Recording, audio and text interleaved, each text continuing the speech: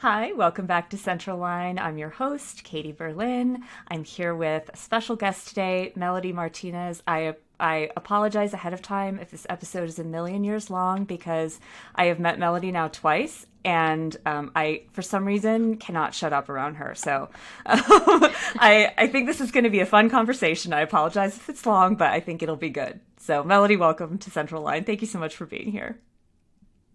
Hi, Katie. Thank you so much for having me. So, Melody, would you mind just giving us a little bit of background about yourself and how you got to be here talking to us? Yeah.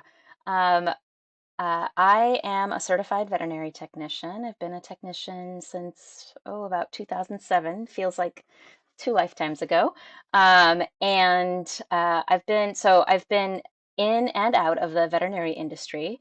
Around 2015, I stopped working clinically and actually left the industry altogether to work in social justice, human-centered like nonprofits, particularly food justice and environmental justice, and then eventually kind of pivoted that into philanthropy, so fundraising, nonprofit fundraising, as well as um, consultation and facilitation of DEI. So currently, I work as a DEI consultant with my own firm and work with all manner of clients. So I work with a lot of mission-driven organizations, nonprofits, some universities, as well as for-profit businesses. And usually, the for-profit businesses I work with are businesses that are really mission driven, whether they're cooperatives, so they have a non-traditional structure to what they do, or they're really centering like their brand is about really centering who they are, what they believe, and that being kind of unique for whatever industry that they're in. So so yeah, I do a lot of DEI coaching and consultation, as well as organizational culture assessments, things like that. Helping organizations really kind of live into the values that they say that they have, and making sure that the people that work there really feel those values and are a part of helping embed them into the culture of the organization. I'm also the president of the Multicultural Veterinary Medical Association, first veterinary technician as Woohoo! president, and we are we are the only one because we've only been around for so long. Still. But we are yeah, we're a nonprofit that focuses on diversifying the veterinary profession and really talking about what equity and inclusion looks like, helping lead the efforts for equity, racial equity in particular, and inclusion in the veterinary profession. And so, really excited. MCVMA is kind of the organization I'd been waiting for my whole career. I just hadn't realized it until they showed up. So really grateful. I really grateful for them because I think a lot of the opportunities, me feeling like reintegrated into the profession after leaving a clinical Hmm. space. I think I really chalk it up to MCVMA. But I was volunteering a lot. I was still within the realm of the veterinary profession, but I didn't feel as close to it as I once had when I was, a tech every day. And so, yeah, I worked in animal welfare as well. I worked at Farm Sanctuary in New York, where I was a caregiver for 2 years. So I worked with large animals, poultry, just all manner of. I couldn't be satiated.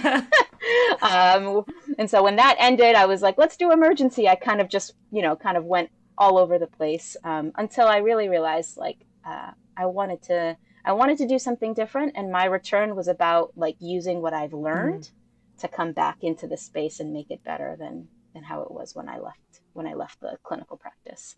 So yeah, that's a lot about me. It's a long and winding road for sure, and not a typical story, but that actually is typical of a lot of the people that we talk to on this podcast because I think everybody's got a sort of an origin story, about why they are here, why they stayed, why they came back, and why they're doing the specific thing that they're doing now, which usually is maybe a little bit different than what they saw at the beginning. In terms of your own sort of guiding light in the work that you do, what is it for you? What is that light? What's powering that guiding light? For me, it's always been like a vision of a more just Mm, society. And I think that that started, if I could say it in one sentence, that's it. But like, I think that really started actually with my career in veterinary medicine, right? Like, I did not, if you asked me in 2006 if that was my guiding principle, it wouldn't have been. And not because it wasn't, it's because yeah. realize, I didn't realize it. And in veterinary medicine, I think I found what I loved about it. I was talking to one of my old bosses the other day, um, and I said, I went into emergency, and as much as I loved like the advanced things I was able to do, all that I was learning, the like pace of it all, I had never felt more empowered as a technician than an emergency. But I said, I really missed the connection with the clients because oftentimes a triage it would come to the back, and that's where the techs kind of hung out. We didn't really interact with the clients as much. And I said, I really missed that piece. And she said to me, that's not a surprise to me. That's always who you were. You were always the greatest in the exam room. Even though you were surgical tech eventually, you were greatest in the exam room. You're good with people. And I said, what I loved about kind of being in general practice and being able to connect with clients was that, I was part of building their toolkit, Mm-hmm. right? So part of my, I want to make the world a more just place wasn't just for people, but for everyone, for animals, right, as well. And so like part of that was being kind of a guide for those owners to be kinder towards their animals, be better stewards of care, be better stewards of humanity. Like, how good can humans be towards another species, right? Yeah. And so for me, that was my guiding principle then, was just like, I love this because I get to be someone who helps someone else be really great, a really great example of humanity. Um, and that still guides me today, whether it's with animals or with people. I just want, or whether it's with workplaces where it's like, can I help guide an organization to showing its best self to its staff, showing its best self to its clients or its customers, um, or to whoever is like the service user if it's a nonprofit on the other end. um, I like helping people along. I I love it.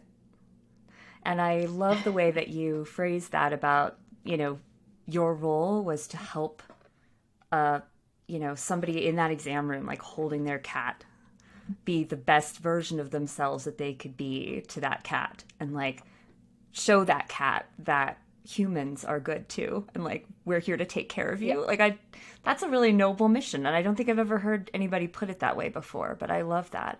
It's a lot of responsibility when you think about it that way, but it's also just a really empowering opportunity for anybody Yeah. on the veterinary team to say like I played a role in making that pet family's life better together. Yeah, I always think of it, it's even if it was showing someone how to clean their dog's Mm-hmm. ears who had never done it Mm-hmm. before. I was like, "Oh, this is so exciting. I get to show you this. Let me show you how to do this in a way that so that you feel empowered, so that you feel you learned something, you know how to do this at home, you can take care of your dog really well. You understand how to do it in a way that supports your dog's, like mental health well-being, like they're not scared, right? All of these things that um, and the person now knows how to do a Mm-hmm. thing, right? I love that. I do it with my friends. They're like, "Hey, my dog's having this issue, my cat. I need help with this," and I'm like, "Bring them over. How can I help?" Like I love helping people learn some of those things so that they can feel like they can do it. And I think I actually, you know what? I think that that really started because that's the kind of culture, the practice where I kind of grew up as a tech, that's the kind of culture they Mm. had. And that's what made me feel like, hey, it was very teach one, do Yeah. one, right? And so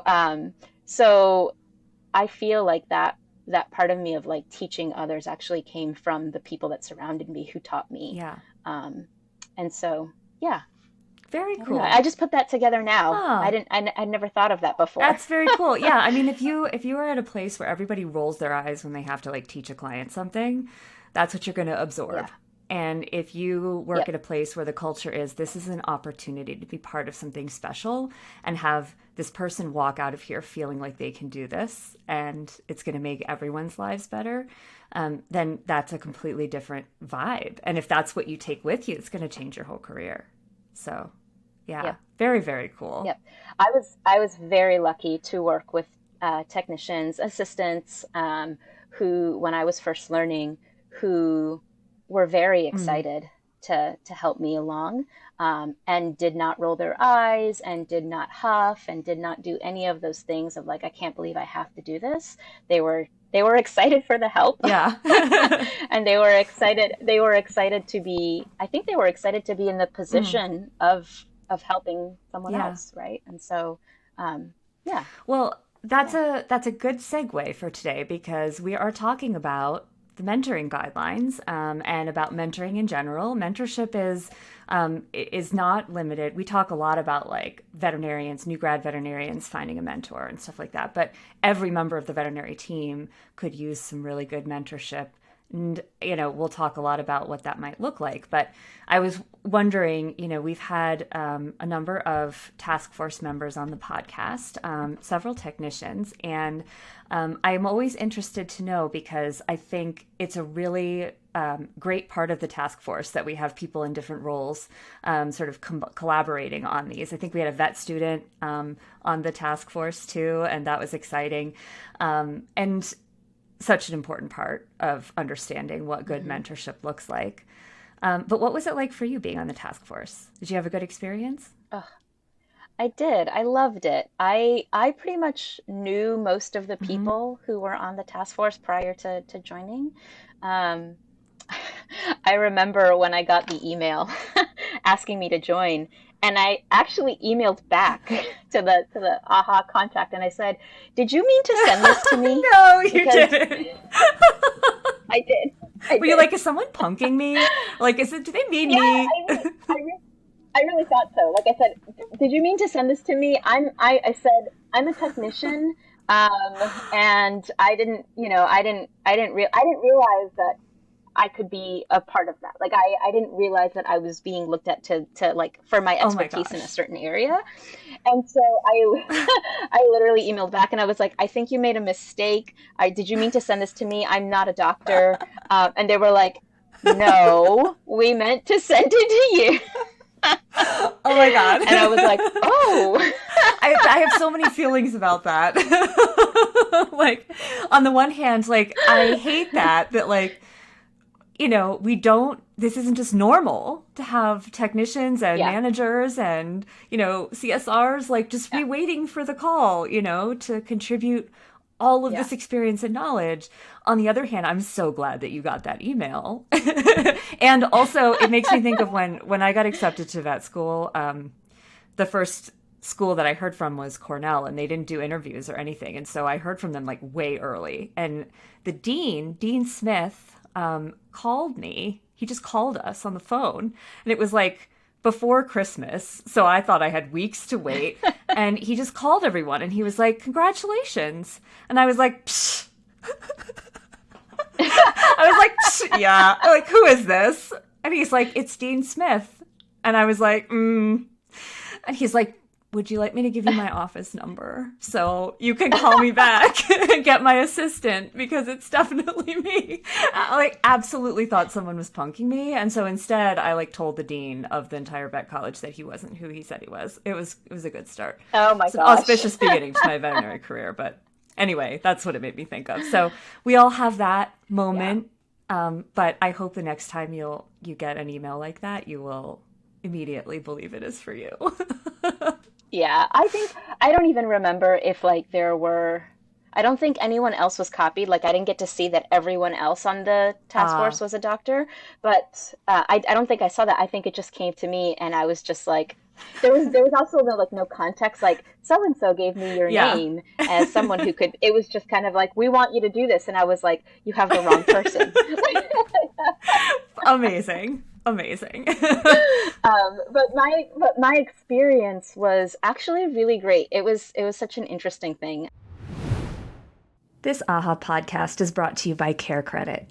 Care Credit understands that all veterinary teams are busier than ever. To help patients get the care they need, the Care Credit Health and Pet Care Credit Card allows clients to access a budget-friendly financing experience anytime, from anywhere on their own smart device. They can learn, see if they pre-qualify, apply, and even pay if approved, all on that smart device. With just a tap, they have a friendly, contactless way to pay over time for the services and treatments their pet needs, whether it be a general, referring, or specialty hospital, as long as they accept the Care Credit credit card. Do you have a favorite, like, pearl of wisdom from the guidelines? Like, if you could just tell people one thing to take away from the guidelines, what's the thing that just struck you the most, or that you feel is the most close to your heart? Narrow that entire thing down to one thing. That's all. Yeah, to one thing. I think it's the advice to know yourself, right? Whether you're the mentor or the mentee, to really like do some self-reflection about what it is that you're looking for in a mentorship relationship, what it is and why you're doing it, right? Why as a mentee you're seeking mentorship, why you're doing it as a mentor, like what's in it for you, and really reflecting on what you need from the relationship, because I think there's a lot of preconceived ideas about what mentorship should be. And the reality is that mentorship should be that the thing that serves the mentee the most, right? The thing that allows that person to grow, and supports their career trajectory, or just their personal whatever, if there's personal goals involved, their personal goals as well, right? So I think that piece is like, the more you know yourself and what you're trying to get out of this and why you're doing it, I think the better off you're going to be finding the right support system. Yeah, that really struck me too about the guidelines is the emphasis on, like, the better you know yourself and the better because not just, what you want to get out of the relationship, but also where your strengths are, and, doing the work to learn how to communicate more effectively, and to say, okay, this is an area where I need to improve, and this is going to be really important to this relationship and the success of my mentee, if you're on the mentor side, right? Like, that's one of the things that I love about these guidelines, is they don't mince words in terms of, like, it's not an SOP checklist that you can just like check off these tasks. That's training.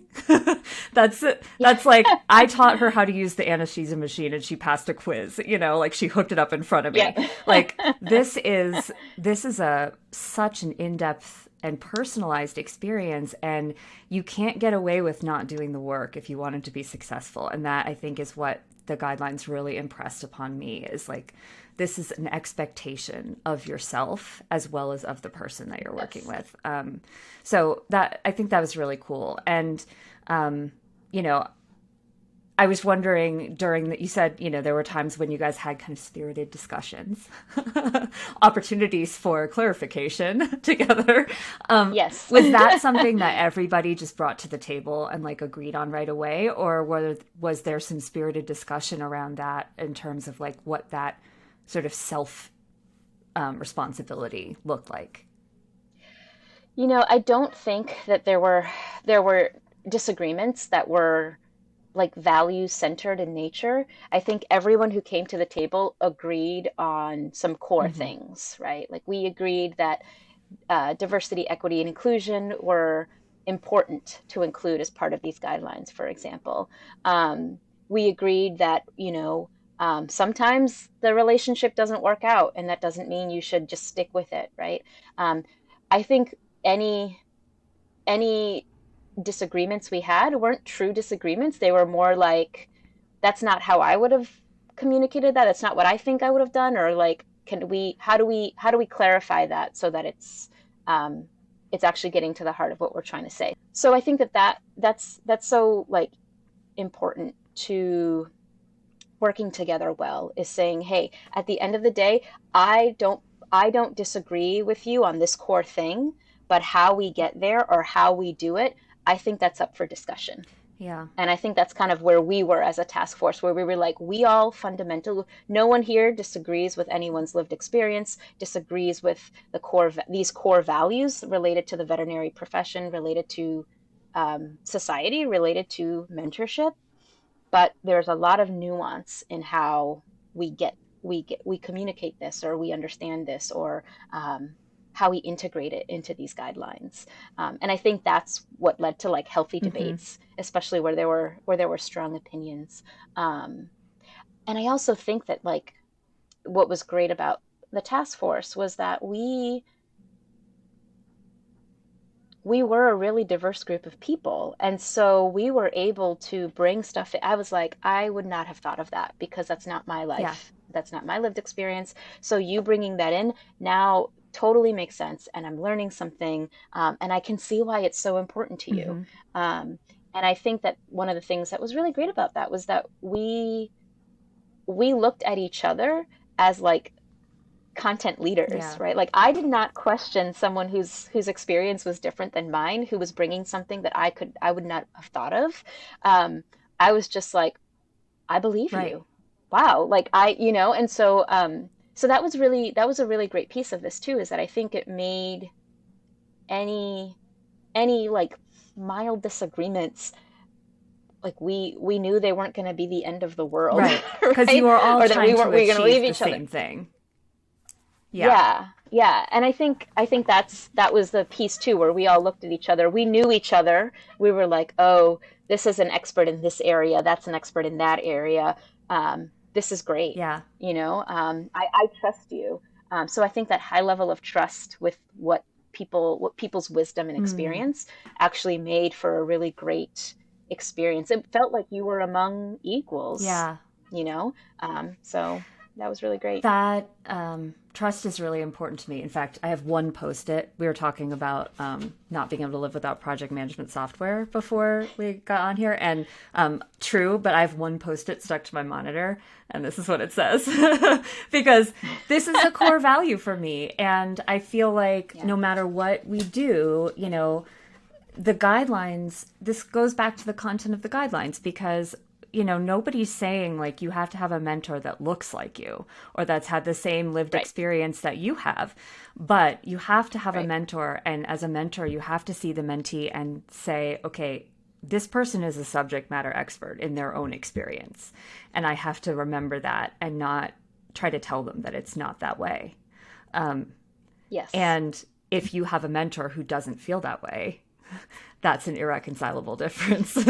um, Yes. and Dr. Tina Tran was on the podcast not too long ago, and another past president of the MCVMA, and she's wonderful. And we were talking about that because now, in her role at the University of Arizona, she's working on shaping the careers of future vets, and we were talking about how vet students may end up in clinical situations in their model. They go out into clinics and work for their clinical rotations. Yes. And they may end up in a place where they don't have anybody there that understands that their lived experience on a real visceral level.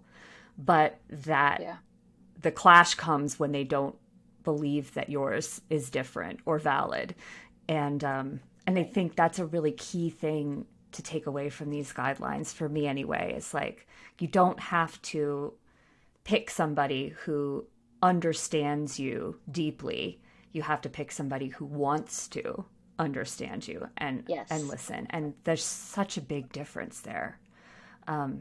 And you're right, like the field is diversifying. We're trying anyway, like making strides. And that's key because a lot of the people in practice right now don't identify with a lot of the underrepresented groups that we're talking about trying to build pipelines to bring into the profession.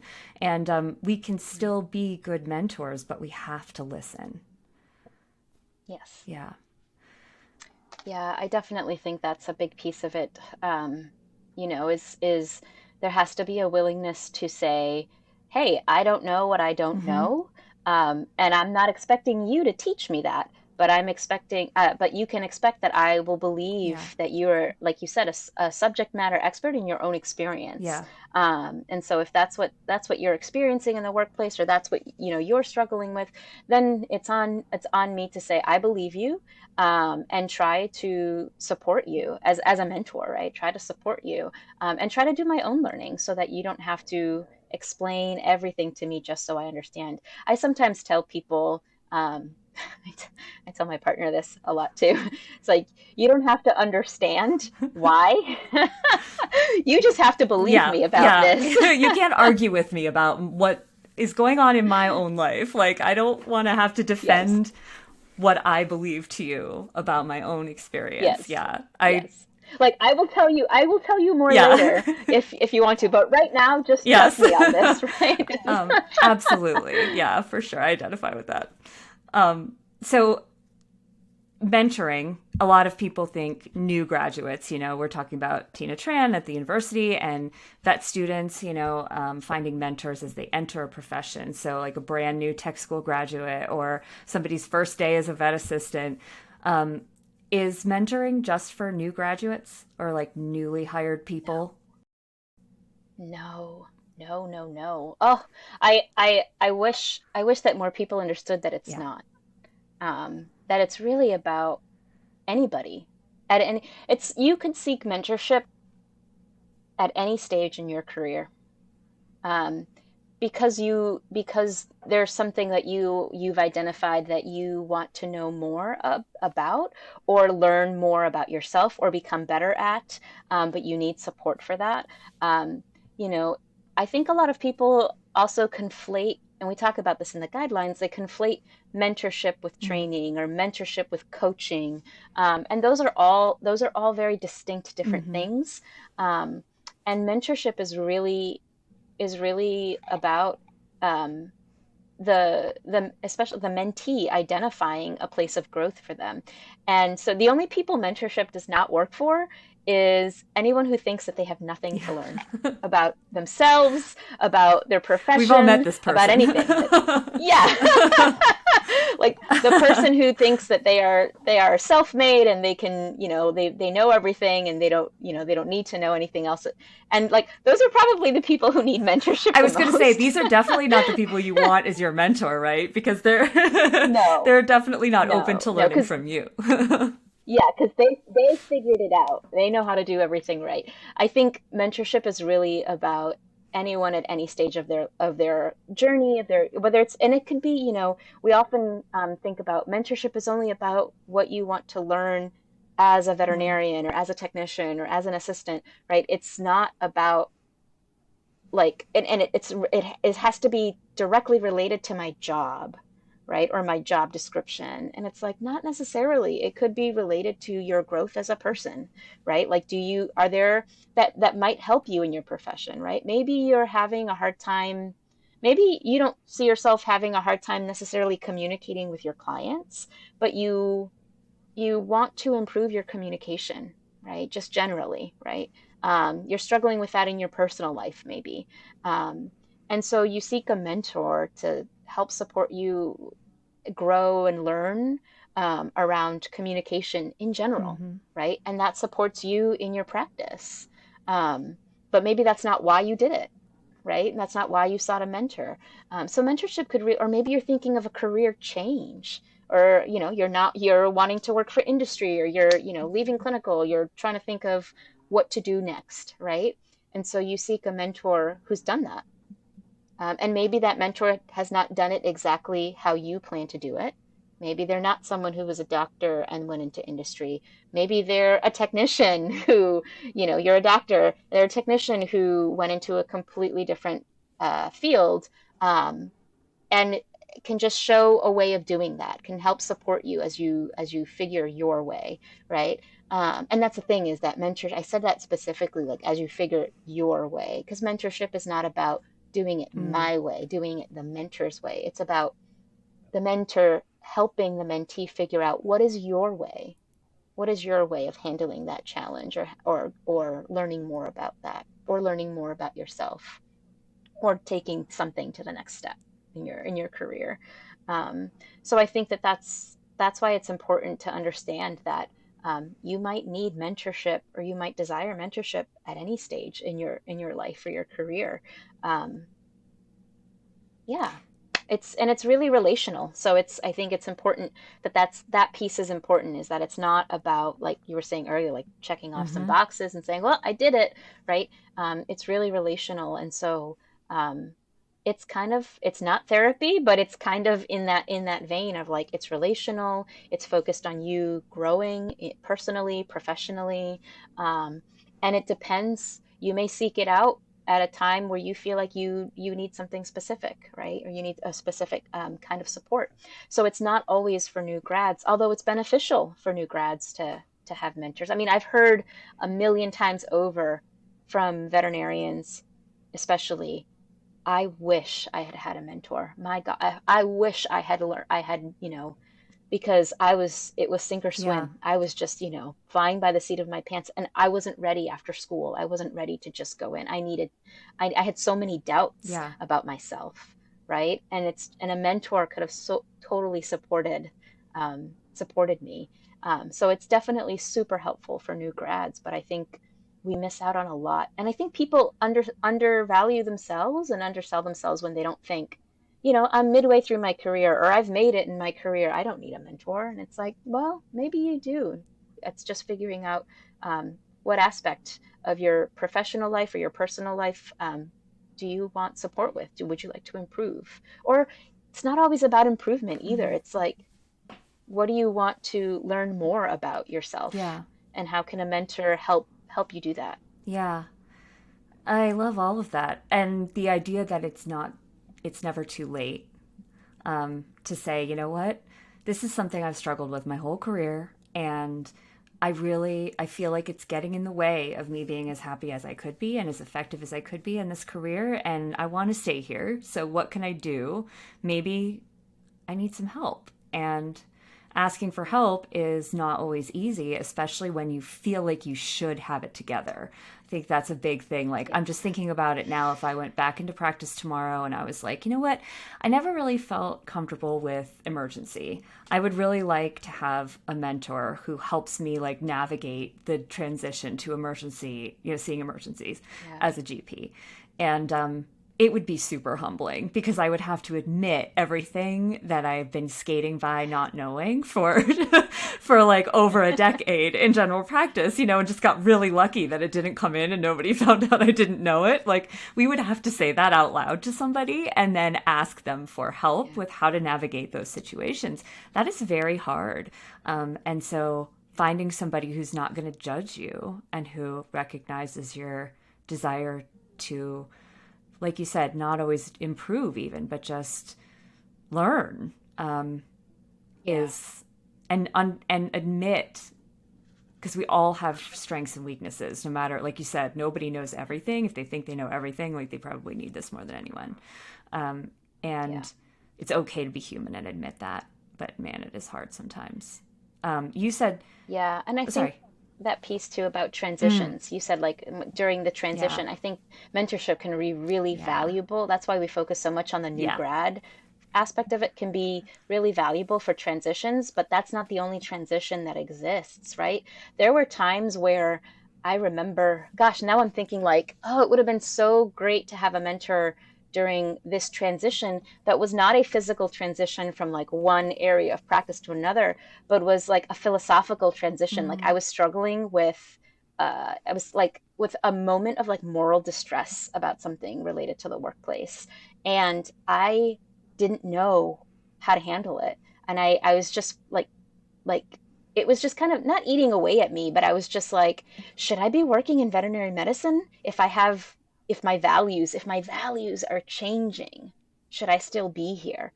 Is this profession like the right place for me if my values are shifting in this way, and I'm seeing issues that cannot be fixed overnight, won't be fixed probably in years within the profession. Is it time for me to go? And I was having, am I even like, veterinary medicine is such a big part of my identity that it was like really distressing. That's a transition, even thinking about wow, I've had a values shift, or I've had a different way of thinking about something. Having a guide, to someone who you can talk to who's kind of been there, or who maybe they haven't, but as you're relating your story, they can kind of see things that maybe you've missed because you might be activated, or you're so close to it, right? Yeah, oh man, I really wish I had had a mentor. I had a really good colleague who helped ground me, was not my mentor, but helped ground me when I was having like a crisis moment, Yeah. about actually leaving clinical practice, right? And um, that would have been a really great moment to have leaned on a mentor, especially someone who already, like, who knew me, right, really well, and or had built a relationship with me prior to that moment when I found myself being like, oh no, this is crisis, right? It would have been really great to have someone to bounce ideas off of, to talk to, someone to say, hey, it's going to be okay. Um, well, what does that mean for your career? What does that mean for, I just, there's so many things that mentorship could have really helped me learn about myself, I think, sooner, with less Mm, activation, hmm. that took me longer to get Yeah. to. Like, I now understand that transition better today. I think I wouldn't have had to struggle so much if I had had a Yeah. mentor. I understand that, and I thinking back, I think same.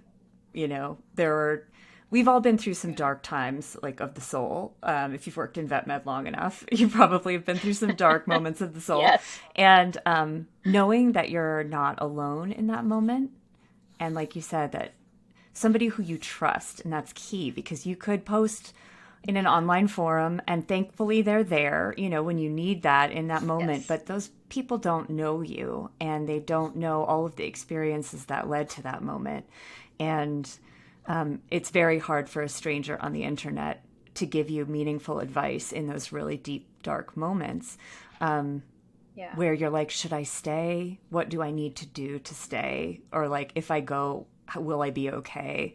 Right. What's missing in this situation? And I thankfully have had some very good friends who have helped me do that, but it took a while to find them, and I felt alone for a long time. And Yeah.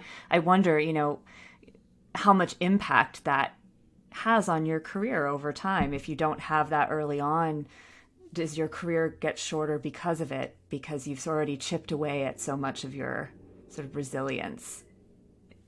Yeah. Yeah, I mean, it's hard to know too. I'm like, hi, if I had had a mentor, would my path have Mm-hmm. been Yeah. different? You Yeah. know, it's like, door A, door B, door Yeah. C, and I took door Yeah. A. I could have very easily ended up somewhere else. I guess we'll never know, but I also think that, like, there's so many times where people struggle. It's funny. We were just talking about Dr. Tina Tran. She's not my mentor. She's a friend, and I love her dearly. And I remember a few years ago. It's time is like a warp now. It's like maybe 3 years ago. How Right. long Three have I years known ago was Tina? Maybe 3 years. 1997, right? Yes, exactly. um, and I was actually thinking of going to vet school. I was like, I think I finally made my decision. I'm going to be, I was one of those techs that wanted to go to vet school, wanted to be a veterinarian.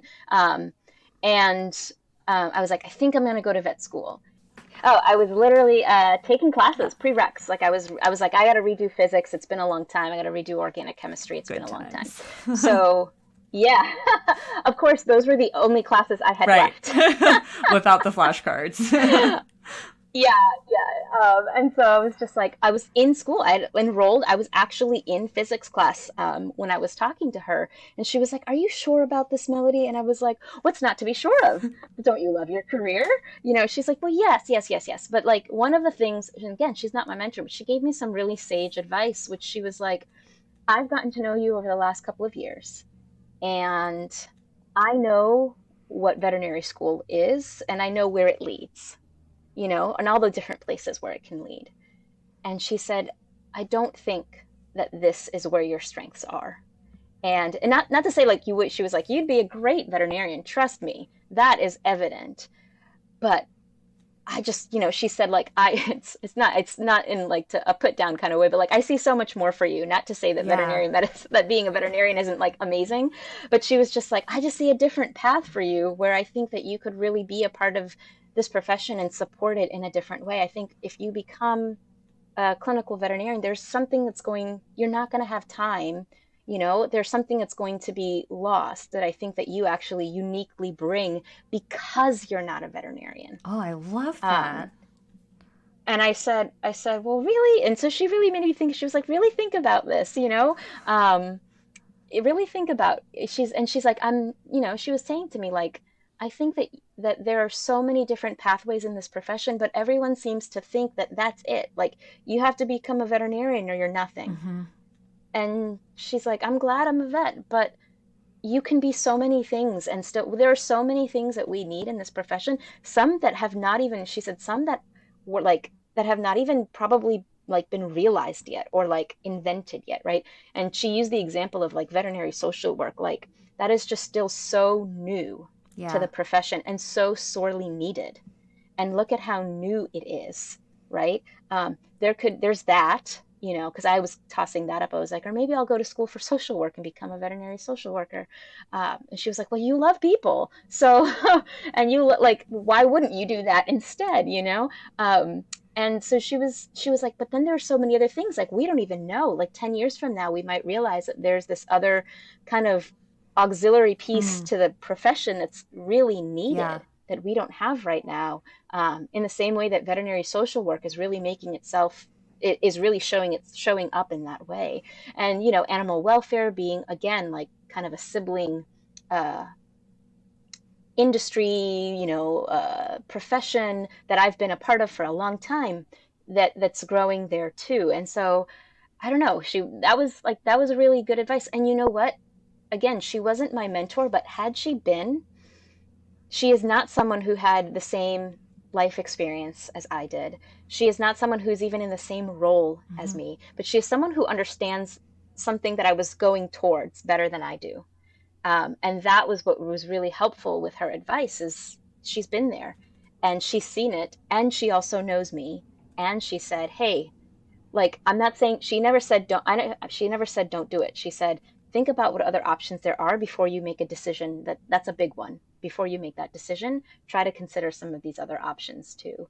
And give it time, because you can always, that's not like going to vet school was not going away, you Yeah. know? Um, and so I really appreciated that, because I think one of the things about ourselves is that we can become one track mind. Like, Yes. that's the thing, that's the goal, right?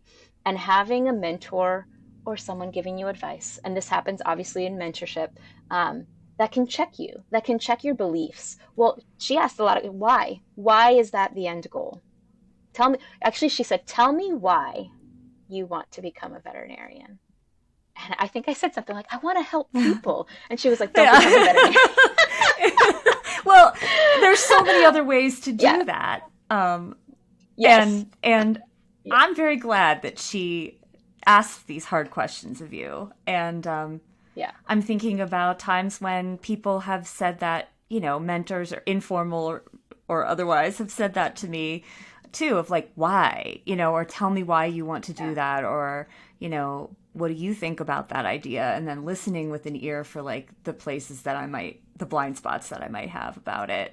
And Yeah. I really appreciate that honest perspective. And that is part of what, you and the task force said in the guidelines about radical candor, about Yeah. that ability to have conversations with someone that are hard. But like, and Tina could have listened to you and been like, you go, girl, like, go to vet school. You are like, Really yeah, encouraging. because that's what friends do, right? Friends like encourage you, Yeah. and cheer you on, and like, make sure that they're a safety net when you're like, oh my God, what did I do? Because everybody who's ever been to I vet actually, school has said that. Um, yeah, no, I mean, everyone I had asked prior, yeah. like throughout my life who I'd asked, they discouraged me from going. Ah, I have been actively discouraged several times. So I was like, oh no, not you too. I said, you're yeah. discouraging me. I said, shouldn't I be the kind of person who goes? And she's like, well, yes, yes, of course. Yeah. But I want you to really think about all the other opportunities, because I think that you miss something. It's so wonderful to have someone kind of give you a reality Mm-hmm. check, right? And if I had answered her questions in a way where she was like, you should definitely Yeah. go, right? I think that she would have done that. But I think what she was really deeply listening to me. And when I think back to that conversation and I remember what she asked and what I said, I'm like, oh, she was right. Like I would have given myself the same advice had I heard Mm-hmm. what I was saying, right? And so, ultimately, she wasn't like, oh, it's not that veterinarians don't help people, but I think at the heart of what you're looking for, it's probably not, you're going to spend a lot of time doing clinical things. Yeah. And that's going to take you away from the thing that is actually driving you in that direction. And that thing that's driving you, you could actually have a really meaningful career. You could actually find happiness, but not be a doctor. Yeah. And I was like, well, you just saved me thousands of Yes, like dollars. So I really literally appreciate your hundreds of advice. thousands of dollars. Like that was the biggest bargain of the century was that conversation with Tina. And I said this to her the other day. I can't remember. Oh, I remember what we were talking about. But I can't say it because it might be a thing later. But anyway, but I think I told her like I didn't think I could love her anymore because she said something that was just amazing. And now I love her even more for this conversation that you had. Because I totally agree. Like, your perspective and the experience that's led you to where you are now and the work that you're doing now is so important. And it would be a shame if you had to set that part of you aside in order to be seeing appointments all day. It's not that seeing appointments all day doesn't have just as much value. It's just you're so strong in these areas, and this is an area where we really need strong people to help guide the profession in a good direction.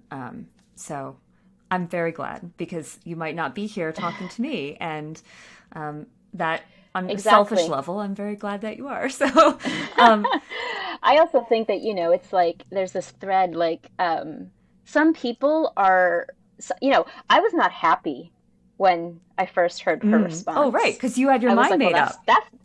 yeah, I was like, that's not what I wanted to Yeah. hear, and I was like, frankly shocked. I was like, you didn't think I'd make a good doctor? She was like, no, that's not it. She said, I didn't like it. And sometimes your mentor, your mentee will say something that you disagree with, Yeah. right? And I think in that moment, I was like, what is what is she trying to teach me right now by asking me these questions, by really getting to the heart of why I want something? It's about the trust, And right? exactly. And so I was like, you know what? There's no rush. First of all, I mean, the first thing I heard was slow Mhm. down, and I think I think sometimes I love that I don't have like hype people who are just like, yes, yes, yes, yes, yes, all the time. Yes, you do that. Encourage me like all the time. Because the thing that's common between all the people who've said, no, don't do that, who are veterinarians, and I was like, do you just hate being a vet? They Yeah, don't. right. They just are like, they just see something in me that they're like, it's not really compatible with that particular career. It is compatible with the field, just like not there. Like we need you over here, and might this make you happy? Explore that. Not saying don't go do this other thing prescriptively, but like explore your strengths, explore your areas of interest.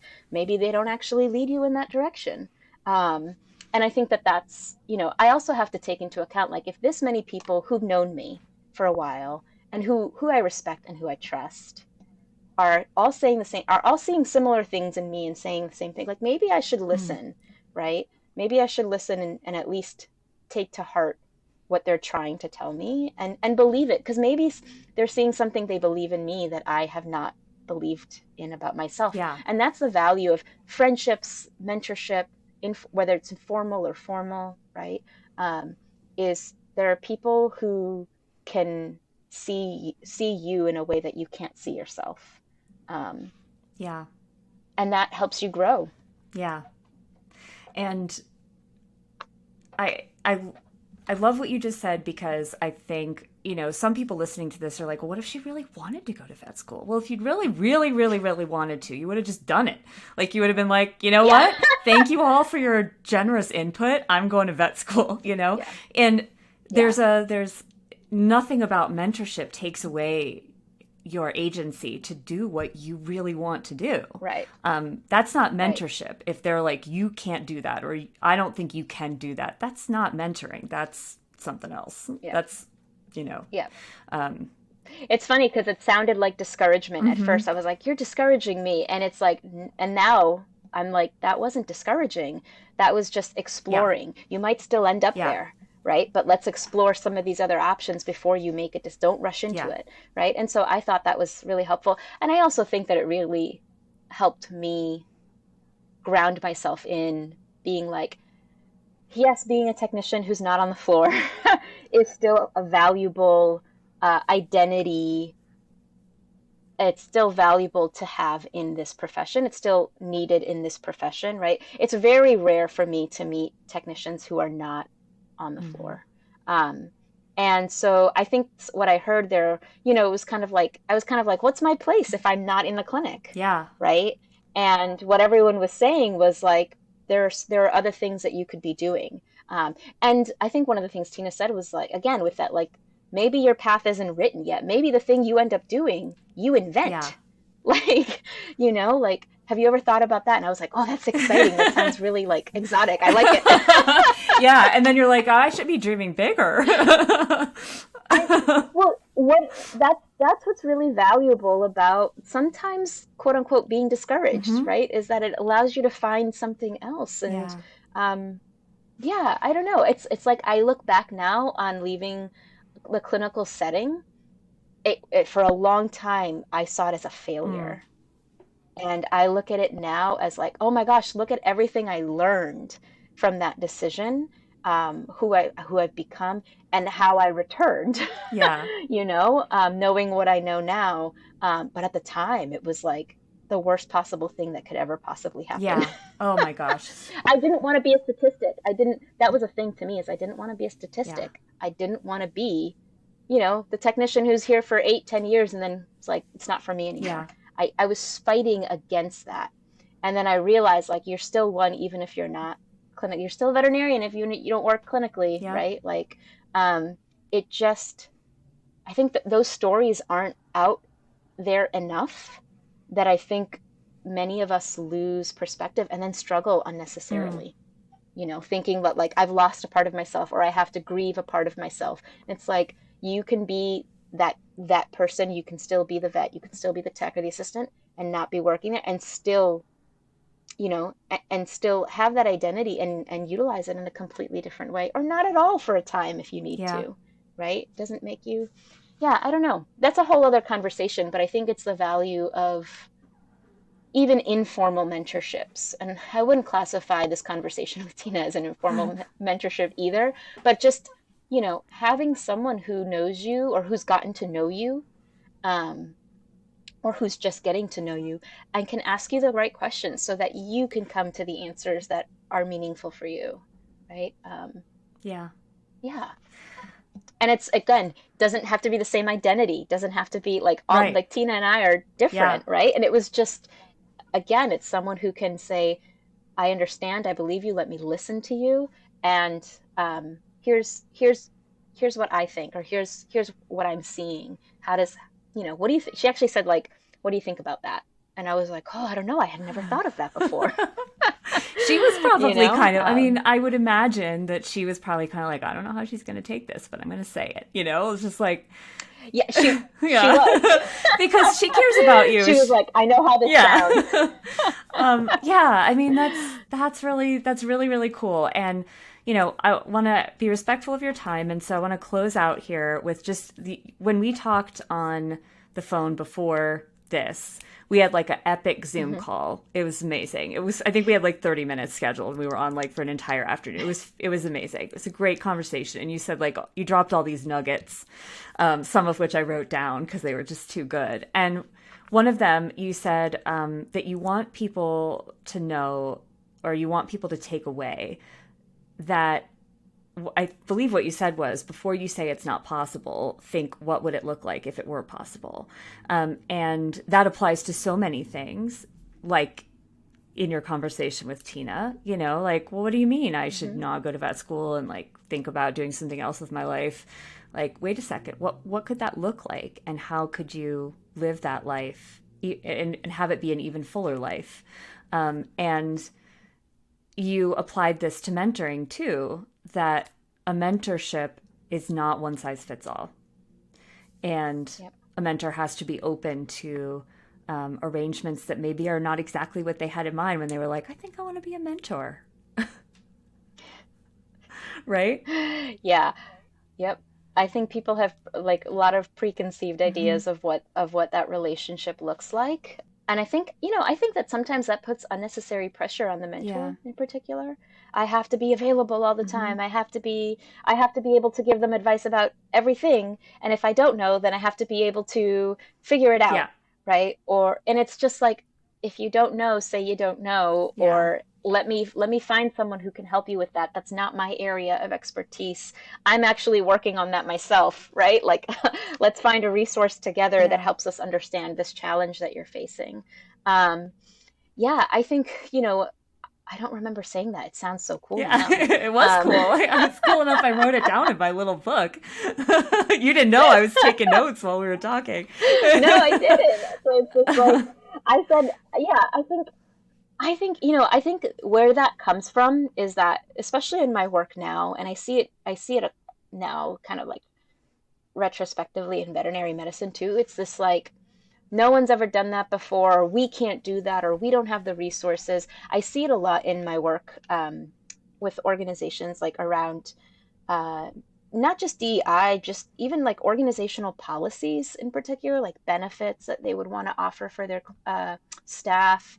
Um, we don't have the money, or we can't do that, or if we do, I've seen it in organizations I've worked in, for example, where it's like, oh well, if we make this decision, or if we publicly communicate that to our audience, we're going to lose donors, or we're going to lose clients, or we're going to, right? And so what if you don't, though? Like, what if you make that decision and something good happens, or something unexpected happens? It's not the worst case scenario. Um, and so I tell a lot of people I work with, I said, it seems impossible now, but that, like, the more you think that thing is impossible, the less you actually try to think creatively of Mm. how it could be possible, right? Or maybe you think the only way this is possible is one way. I've got to do it this way, Yeah. right? And it's a mind block. And it really, like, just having that kind of mindset puts you, like, it makes it so that you don't explore the what ifs, or what if we did it this, or what if this was possible. So I tend not to do that myself. I try to check myself when I'm thinking, oh, this is the only way. um, and I think that, or this is impossible, especially organizations, oh, it's impossible, we don't have the budget to offer sabbaticals. That's wild. How could we ever do that? We don't. So okay, so if you say that we don't and we can't, then you'll never, Yeah. right? You won't even consider what could be possible. So it's looking at, okay, this is the budget we have, or this is what we have to work with. How do we maneuver that? Or how, over time, doesn't have to be perfect. What's a different way that we could offer something similar, that we could do something similar? Maybe it doesn't have to look like that thing that we thought it was going to look like, but maybe it could be just enough.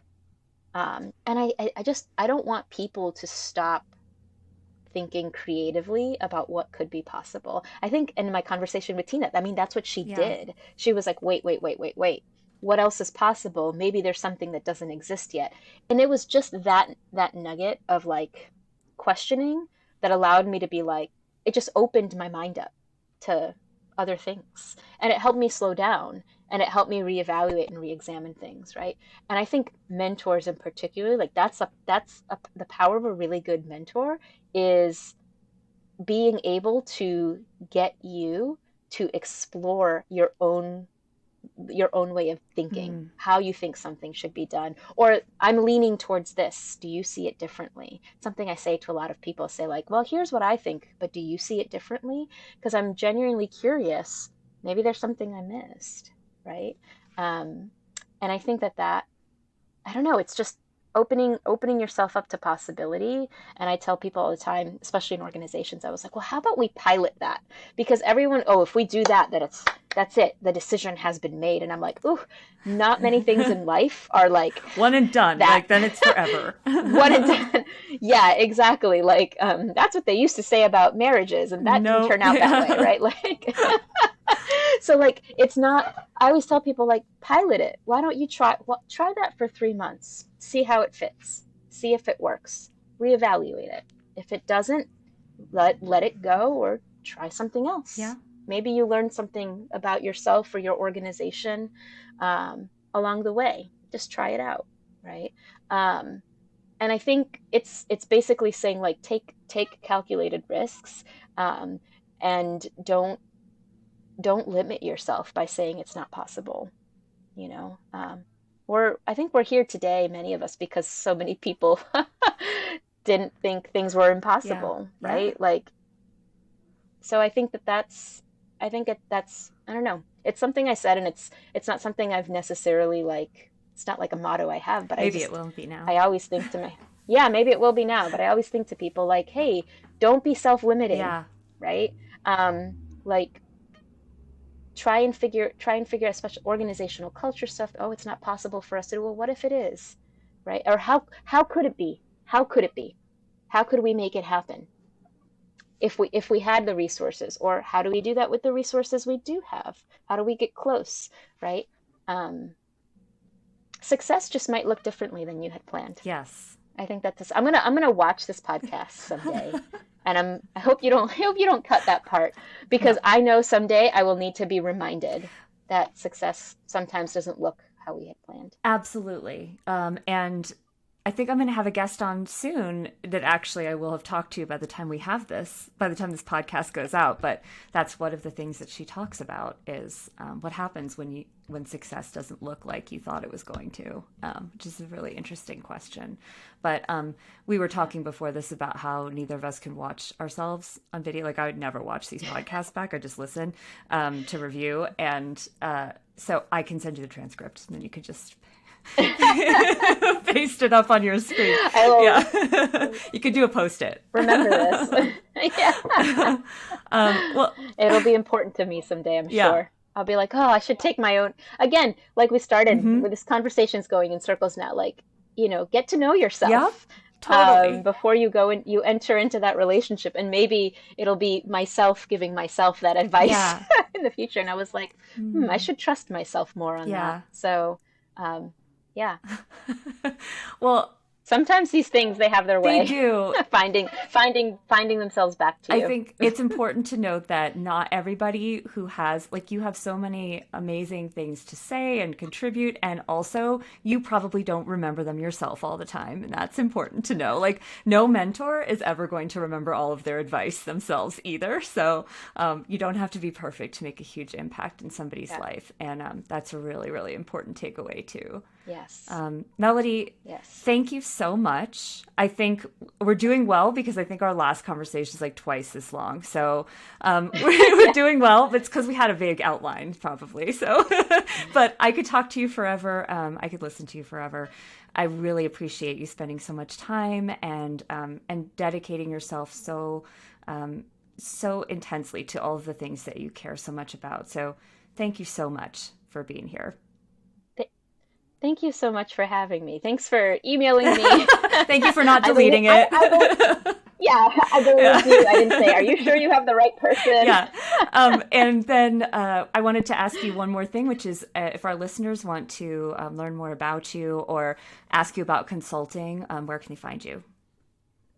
Yes, they can find me at my website, which is Work with Acorde, which Acorde is the word for cord in Spanish. Play on my name, but it's work with ACORDE.com. And at the MCVMA website, which is mcvma.org. We love people to join us and help us do good work in this field. Absolutely. I'll put those links in the show notes too. So Thank you. Definitely check more out about Melody. And thanks to all of you for listening. You can check out the 2023 AAHA Mentoring Guidelines now at aha.org/mentoring. So please head over and do that. And we'll catch you next time on Central Line.